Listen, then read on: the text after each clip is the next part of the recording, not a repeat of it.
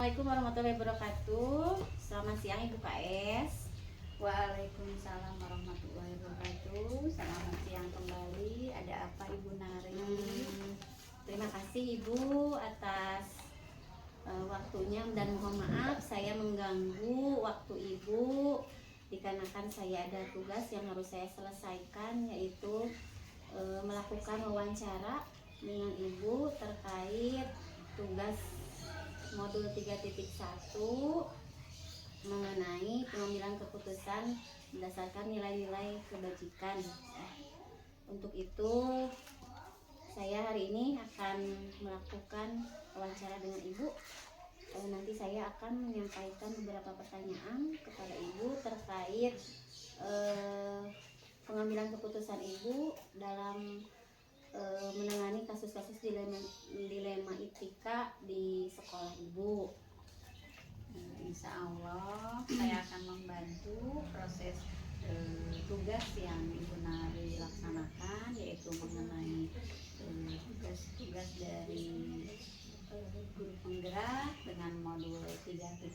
Insya Allah Ibu akan bantu sesuai dengan kondisi yang ada di sekolah kita.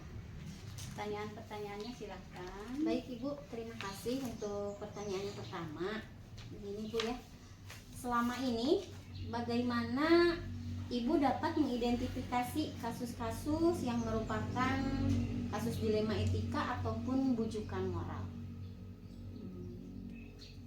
Di sekolah kita khususnya ya, di Cilaku 1, selama ini kita rasakan, terkhusus bagi Ibu ya, sebagai pimpinan di sini, memahami bahwa tentang kasus etika ataupun apa disebut dilema etika moral itu bersifatnya seperti hal-hal yang umum saja yang lainnya, tetapi dikaitkan dengan pendidikan yang ada di kita, khususnya pembelajaran mungkin untuk peserta didik, kemudian motivasi belajar untuk guru, juga mungkin Ibu lebih melihat menitik beratkan pada prinsip keadilan mungkin, kemudian kesetaraan, integritas, dan juga mungkin transparansi dari peserta didik itu sendiri, dari guru itu sendiri, sehingga apa yang ingin kita tindak lanjuti mudah dipahami, kemudian kita lebih mengenal situasi yang mungkin nanti akan muncul secara secara berkelanjutan terhadap tindakan kasus-kasus yang muncul. Itu saja mungkin. Ya baik Ibu, untuk pertanyaan yang kedua Ibu, selama ini bagaimana Ibu menjalankan pengambilan keputusan di sekolah Ibu, terutama untuk kasus-kasus di mana misalnya ada dua kepentingan yang sama-sama benar atau sama-sama mengandung nilai kebajikan? Selama ini yang kami rasakan, yaitu langkah pertama mungkin kita mengidentifikasi dulu permasalahan atau kasus yang muncul, kemudian kita mengaitkannya apakah ini bertentangan tidak gitu ya dengan prinsip yang ada. Misalnya keputusan yang melibatkan dua pihak yang masing-masing memiliki argumen tersendiri, sehingga kita harus berada di sisi yang tengah, artinya bisa menjembatani kedua belah pihak tersebut. Kemudian tanpa atau juga mengedepankan tadi kepentingan keadilan, kemudian transparansi, kemudian juga integritas, dan juga komitmen yang akan timbul dalam proses pembelajaran. Jadi jangan sampai mengganggu nantinya ketika kasus tersebut kita hadapi atau kita selesaikan.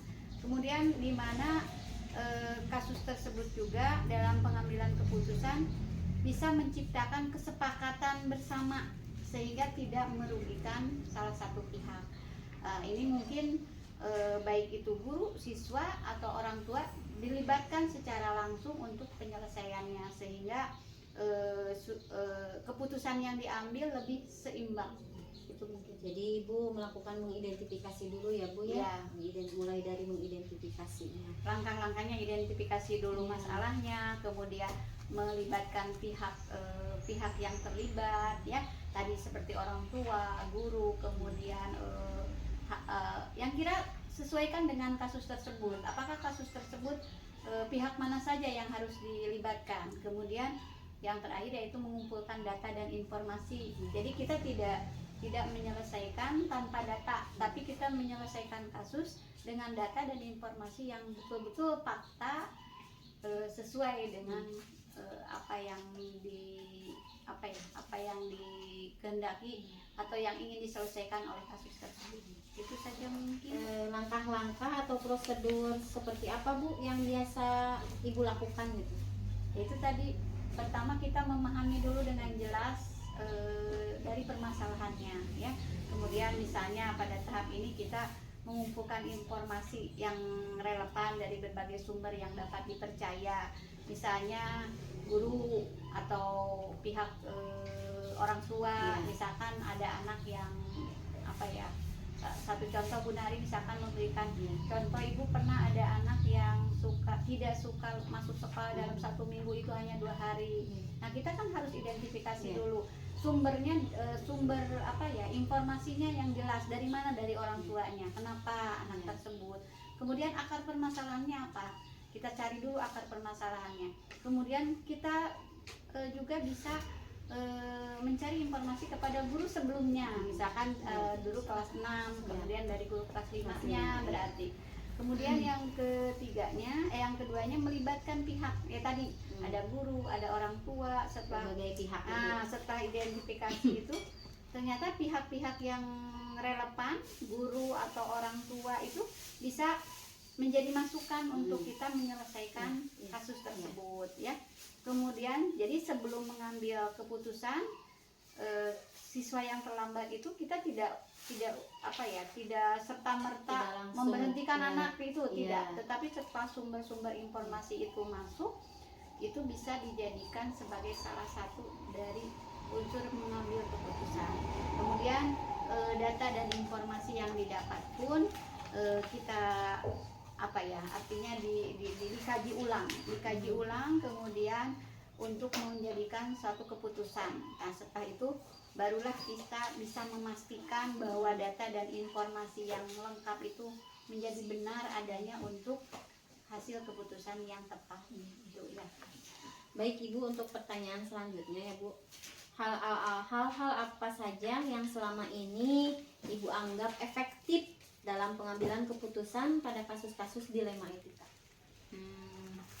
Seperti diungkapkan tadi bahwa prinsip-prinsip yang harus dikedepankan yaitu prinsip keadilan, transparansi. Nah itu mungkin mengutamakan keterbukaan. Artinya kita bersifat dalam proses pengambilan keputusan itu mendengarkan dulu tidak serta-merta tadi mengambil keputusan, tapi kita melibatkan berbagai pihak untuk didengarkan dulu sumber dari informasi dari dilema etika tersebut. Kemudian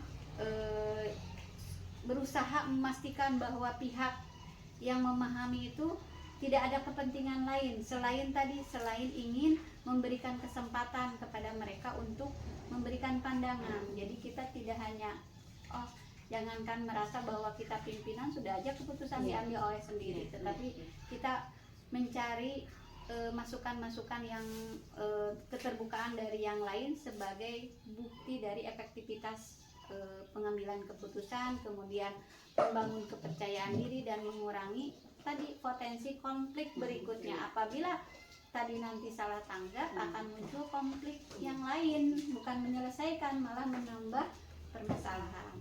Kemudian tadi bahwa di dalam langkah kita mengambil data dan informasi, nah ini sebagai pendekatan berbasis fakta dan data. Jadi kita pendekatan berbasis fakta ini membantu keputusan yang dipertanggungjawabkan. Apabila kita melihat data, kemudian informasinya jelas, keputusan yang ambil itu tidak akan diragukan karena bisa dipertanggungjawabkan.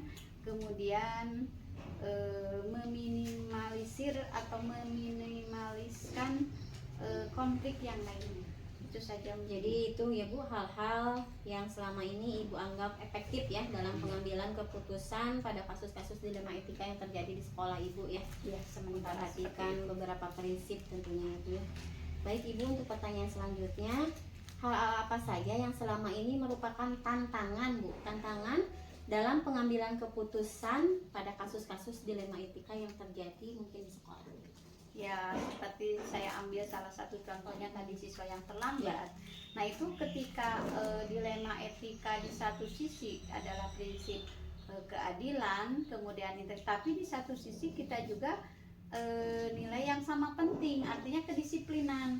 Nah, kita kan berbenturan antara nilai yang berbeda. Di satu sisi kita ingin bersikap memang adil kepada peserta didik, bahwa dengan mengedepankan kasih sayang, tetapi kebijaksanaan. Tapi di satu sisi apakah baik anak yang tidak sekolah harus naik kelas? Nah, itu kan jadi benturan ya ketika. Tapi itu menjadi salah satu tantangan kita untuk mengambil keputusan. Bagaimana keputusan itu? Di satu sisi kita mendukung disiplin, di satu sisi kita memang menghadapi masalah secara pribadi. Anak itu memang perlu dilindungi, gitu ya. Jadi adanya benturan dari dua sisi yang sama-sama punya nilai yang penting, gitu ya. Kemudian adanya tekanan dari pihak lain. Nah, ini misalkan kan sekolah juga punya aturan, ya, punya stakeholder, ada pengawas bina. Nah, itu dijadikan juga masa harus lulus 100% gitu kan. Harus lulus 100%. Di satu sisi ini anak mengganggu sih, tapi di sisi lain dilema etika kita harus menyelamatkan anak itu ya. Jadi mungkin itu menjadi juga tantangan yang cukup besar ya, tapi tadi mudah-mudahan bisa terselesaikan dengan pengambilan langkah-langkah yang tadi di awal. Kemudian juga informasi yang lengkap. Nah, kurangnya informasi yang lengkap itu menjadi tantangan juga ketika makanya dijadikan langkah apabila kita menghadapi permasalahan kasus ataupun dilema etika, tadi fakta dan data yang tepat, sumber yang tepat. Jadi bukan sumber dari mana saja, kita bisa bekerja sama dengan guru lain, dengan komite, dengan stakeholder yang ada. Nah, itu menjadi satu penyelesaian yang baik gitu ya. Jadi tantangan itu juga ya Bu, itu ya? juga termasuk informasi yang tidak lengkap. Itu akan menjadi tantangan besar juga. Harus ada komunikasi ya Bu ya. Akan salah mengambil keputusan. Itu saja mungkin ya. Baik Ibu, untuk pertanyaan selanjutnya, apakah Ibu memiliki sebuah tata kelola atau jadwal tertentu dalam sebuah penyelesaian kasus dilema etika? Apakah Ibu langsung menyelesaikan di tempat atau memiliki sebuah jadwal untuk menyelesaikannya? Misalnya bentuk atau prosedur seperti apa sih Bu yang Ibu jalankan? Tata kelola atau apa ya istilahnya jadwal dalam penyelesaian suatu kasus yang berbenturan, khususnya dilema etika. Itu mungkin kita identifikasi dari kasusnya tersendiri. Ada yang harus diselesaikan dengan segera, misalkan kedisiplinan ya. Ketika kita misalkan ada guru yang atau peserta didik yang kurang disiplin, bisa ditowel atau istilahnya waktu itu juga nggak usah sumber data dulu, tapi diperbaiki secara langsung juga bisa. Tetapi kami juga punya terjadwal juga ketika tadi langkah-langkah tersebut. Misalkan pertama kita kita cari dulu sumbernya, kemudian setelah itu kita komunikasi dengan sumber datanya, kemudian kita telaah dulu faktanya gitu ya. Jadi memang ada yang terjadwal, ada juga yang memang harus langsung gitu ya. Kembali lagi tergantung kepada kasusnya, seberapa berat atau seberapa memang ini tantangannya besar tidak. Berarti itu harus dijadwalkan, harus terjadwal. Apabila memang itu harus diselesaikan, misalkan ada anak yang berkata kurang baik, itu bisa diselesaikan waktu itu juga.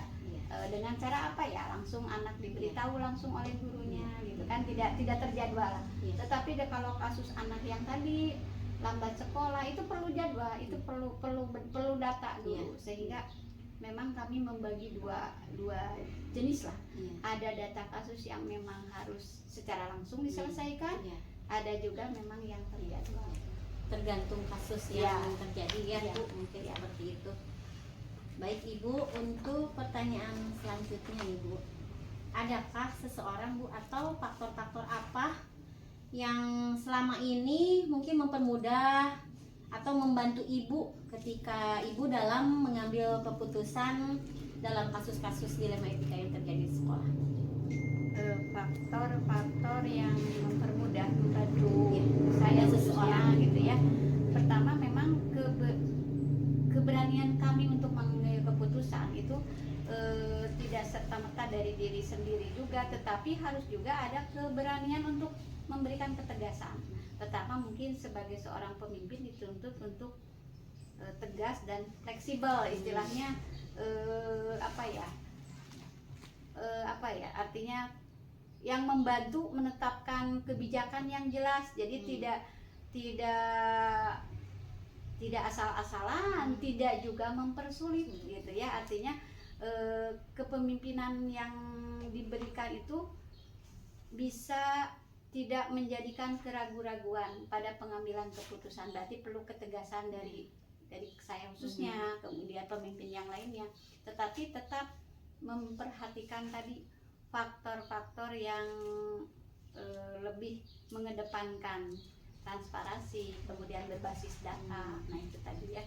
Kemudian adanya kerjasama dengan tim. Kami di sekolah misalnya untuk sekarang kasus-kasus yang sedang viral ya, yang artinya bullying, kemudian penyalahgunaan apa gitu ya, anak yang pelecehan sekarang itu lebih ada kita punya tim ya, TPPK yang insya Allah Dinas Pendidikan juga sudah memberikan instruksi bahwa kita harus punya kekuatan dengan adanya surat keputusan, dibuatkan tim sehingga itu menjadi hal yang mudah untuk untuk menentukan keputusan. Jadi keterlibatan aktif tim itu termasuk guru, kalau di kita tidak ada konselor, tapi ada guru yang didiklat. Jadi setidaknya adalah sedikit banyaknya kontribusi pendidikan tentang bagaimana pendampingan kepada anak-anak yang mengalami kasus dilema etika gitu ya. Nah itu kemudian memudahkan juga, hal-hal itu memudahkan proses pengambilan keputusan ketika kita bekerja sama dengan tim. Kemudian kebijakan yang jelas. Jadi saya khususnya, kemudian tadi dengan tim, tidak serta-merta memberikan keputusan itu asal ucap saja, tetapi mengambil dengan jelas berpedoman pada administrasi yang sudah kita rencanakan atau kita susun dengan baik. Bagaimana tadi seperti tadi terjadwal, misalkan kalau kasusnya memang terlalu sulit, nah itu kan menjadi program kan itu ya.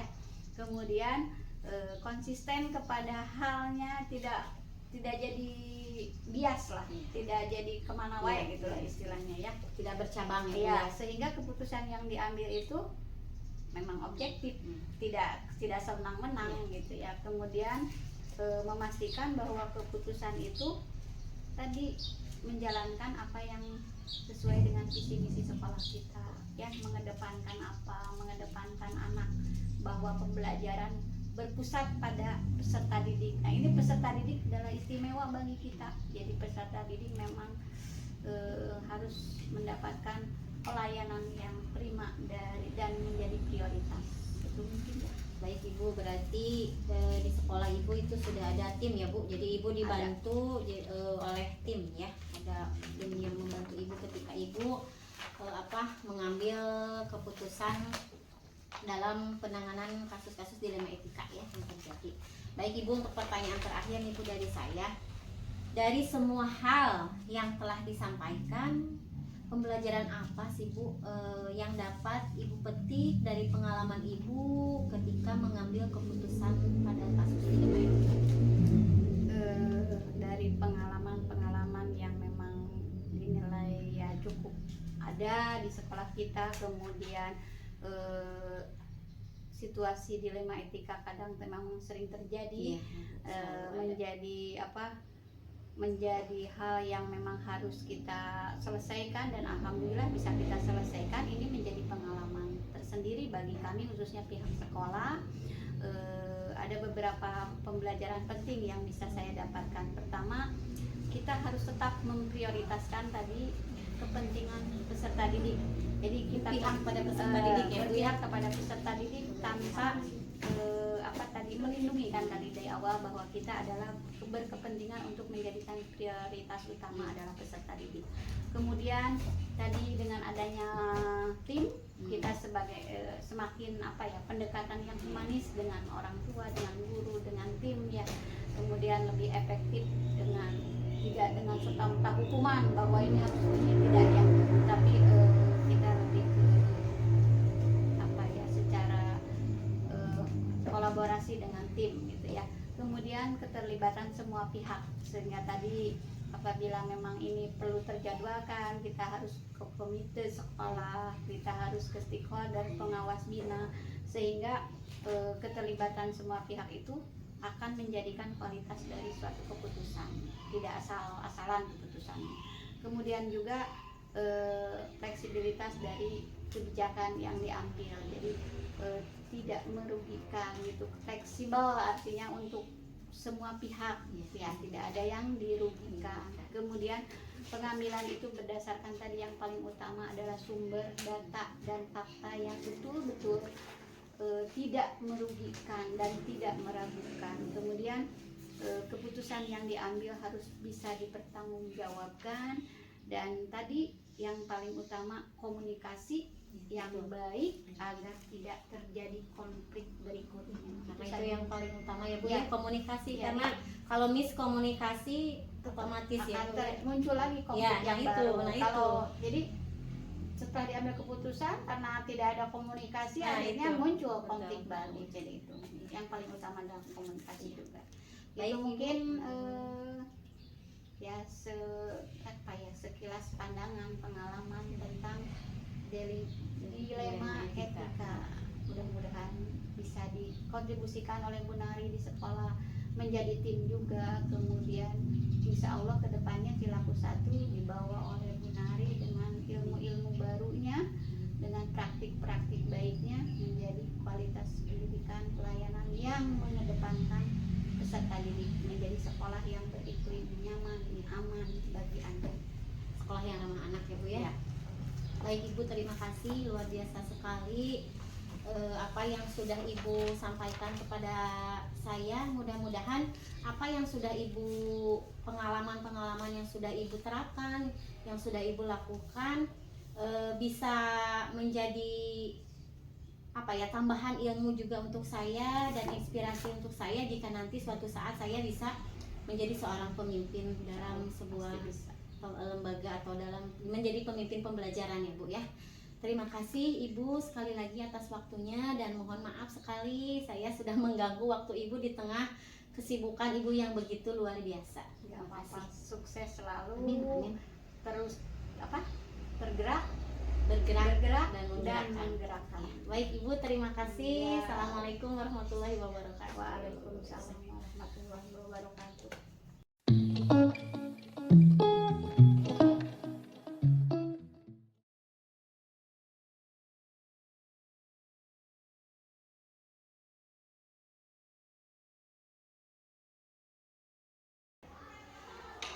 Assalamualaikum warahmatullahi wabarakatuh, Ibu KE. Waalaikumsalam. Selamat pagi Bu. Ibu mohon maaf saya mengganggu waktu Ibu nih. Ada beberapa hal saya harus melakukan wawancara dengan 2 atau 3 pemimpin sekolah, dan alhamdulillah saya sudah diberikan waktu kesempatan bisa bertemu dengan Ibu untuk melakukan wawancara ini. Salah satu tugas Bu, tugas saya di guru penggerak di modul 3.1 ya, tentang dilema etika pengambilan keputusan berbasis nilai-nilai kebajikan. Untuk itu kita langsung saja ya Bu ya. Selama ini nih Bu ya, bagaimana Ibu dapat mengidentifikasi kasus kasus-kasus yang merupakan dilema etika bujukan moral di sekolah Ibu. Cara bagaimana Ibu dapat mengidentifikasi kasus-kasus yang merupakan dilema etika atau bujukan moral. Jadi untuk dilema etika ini saya biasanya mencari permasalahannya dulu nih, permasalahannya ada di mana. Nah setelah itu dipelajari sampai sejauh mana permasalahan ini. Nah setelah itu baru saya bisa menyimpulkannya. Ya, jadi Ibu cari tahu dulu Iya, gitu ya cari untuk tahu dulu mengidentifikasinya. permasalahannya. Ya, setelah itu baru Ibu menentukan Ya bisa menyimpulkan, bagaimana ya. saya harus Mengambil, mengatasi ya, atau ya. mengambil keputusannya ya. Baik Ibu, terima kasih. Untuk yang pertanyaan kedua nih Bu, selama ini bagaimana Ibu menjalankan pengambilan keputusan di sekolah, terutama untuk kasus-kasus di mana ada dua kepentingan yang sama-sama benar atau sama-sama mengandung nilai kebajikan? Ya, memang untuk mengambil keputusan yang sama-sama benar atau Ya. sama-sama salah itu memang sangat merupakan dilema Ya, ya. Tetapi saya mengatasinya pertama dengan membicarakan dulu dengan rekan di sekolah. Ya. Nah setelah itu baru nanti diputuskan gitu, diputuskan bagaimana sih saya harus mengatasinya. Ya. Ibu Meminta pendapat ya, dengan teman-teman di sekolah gitu. Baik Ibu, untuk selanjutnya Bu, langkah-langkah atau prosedur seperti apa yang biasa Ibu lakukan selama ini? Langkah-langkahnya ya. Ya, yang pertama saya pasti harus mempertimbangkan ya, mempertimbangkan dulu apakah keputusan yang saya ambil ini baik atau tidak. Tidak harus untuk saya, tapi juga untuk semua pihak ya, untuk guru-guru, untuk siswa, misalnya seperti itu. Nah, setelah dipertimbangkan, kemudian seperti yang sebelumnya saya katakan tadi dibahas dengan guru-guru. Nah, setelah itu barulah kita bisa mengambil keputusan supaya tidak salah ya. Seperti itu. Jadi Ibu langkahnya pertama berdiskusi dulu mungkin ya untuk menemukan solusinya dan mencari tahu ya. Karena memang itu memang sangat sulit ya. Betul. Kalau ada dua permasalahan nih mana dulu nih yang harus didahulukan ya. Jadi kan kalau ada masukan dari guru-guru itu kan lebih baik ya, maksudnya jadi kita bisa menyelesaikannya bersama seperti itu. Baik Ibu, untuk pertanyaan selanjutnya, hal-hal apa saja yang selama ini Ibu rasa anggap efektif dalam pengambilan keputusan pada kasus-kasus dilema etika? Paling efektif ya,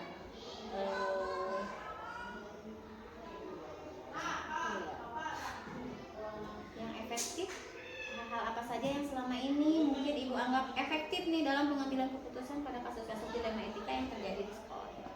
Ya, kalau misalnya keputusan ini tidak bisa dibicarakan dengan guru-guru di sekolah, saya pasti mempertimbangkan yang terbaik, ya, yang terbaik untuk semuanya.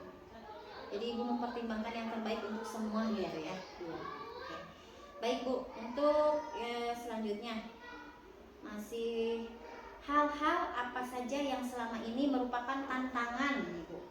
Tantangan dalam Ibu mengambil keputusan pada kasus-kasus dilema etika. Yang menjadi tantangan Ibu nih ketika Ibu mengambil keputusan dalam sebuah kasus yang berkaitan dengan dilema etika. Tantangannya pasti banyak ya untuk mengambil keputusan itu.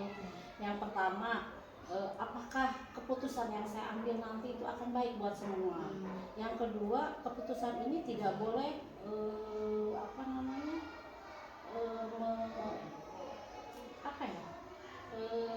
merugikan. Ya, merugikan salah satu pihak misalnya seperti itu sangat berat sekali. Pasti saya mau pertimbangkan di situ. Itu yang menjadi tantangan Iya, ibu ya. iya. Ketika ibu harus mengambil keputusan ya, Iya. tantangannya ya. Ibu selanjutnya, apakah ibu memiliki sebuah tata kelola atau tata kelola ibu ya, atau jadwal tertentu dalam sebuah penyelesaian kasus dilema etika? Apakah ibu langsung menyelesaikan di tempat atau ibu ada jadwal tertentu nih gitu? Kalau untuk menyelesaikan sebuah kasus, saya tidak pernah menunda. Jadi ketika ada laporan misalnya ada permasalahan dan hari itu harus saya selesaikan supaya tidak berlarut-larut intinya ya. Iya. Jadi langsung selesai, langsung kita temukan jalan keluarnya seperti itu. Baik ibu, untuk pertanyaan selanjutnya, adakah seseorang ibu atau faktor-faktor apa yang selama ini mempermudah atau membantu ibu dalam pengambilan keputusan dalam kasus-kasus dilema etika? Ada seseorang atau ada faktor yang lain yang membantu ibu? Ya itu tadi Bu Nari. Jadi untuk menyelesaikan sebuah kasus itu saya tidak bisa memutuskan sendiri ya. Jadi tetap guru-guru sangat sekali membantu untuk bagaimana saya mengambil keputusan yang lebih baik. Jadi ibu dibantu dengan rekan ya, Iya. rekan di sekolah ibu. Baik ibu, untuk pertanyaan terakhir ibu, dari semua hal yang telah ibu sampaikan, pembelajaran apa yang dapat ibu petik dari pengalaman ibu dalam mengambil sebuah keputusan di kasus dilema etika? Jadi kalau kita akan memutuskan suatu permasalahan, menyelesaikan suatu permasalahan, itu yang pertama saya harus benar-benar tahu di mana kasusnya. Kemudian yang kedua, tidak boleh tergesa-gesa mengambil keputusan. Makanya kenapa saya selalu mengajak Bapak dan Ibu guru untuk menyampaikan permasalahan yang ada. Tetapi tidak juga permasalahan ini harus ditunda ya. Pengambilan keputusan tidak ditunda gitu. Hari itu harus selesai gitu. Karena kan apabila ditunda-tunda belum tentu hari berikutnya akan aman seperti itu ya. Jadi permasalahan harus tetap diselesaikan hari itu juga, tetapi dengan tidak tergesa-gesa. Baik ibu, luar biasa sekali pengalaman dan jawaban-jawaban yang telah ibu sampaikan ya. Dan mudah-mudahan juga saya bisa mengambil ilmu atau strategi ibu ketika ibu mengambil sebuah keputusan dalam dimana terjadi sebuah kasus-kasus dilema etika di sekolah ya. Mudah-mudahan kedepannya ya apa yang telah ibu sampaikan kepada saya mudah-mudahan jadi ilmu yang bermanfaat untuk saya kedepannya jika suatu saat saya menjadi seorang pemimpin. Amin. Terima kasih banyak ibu atas selalu ya. Amin ya Allah. Terima kasih atas segala waktunya dan mohon maaf sekali lagi Bu udah diganggu waktu ibu di sela-sela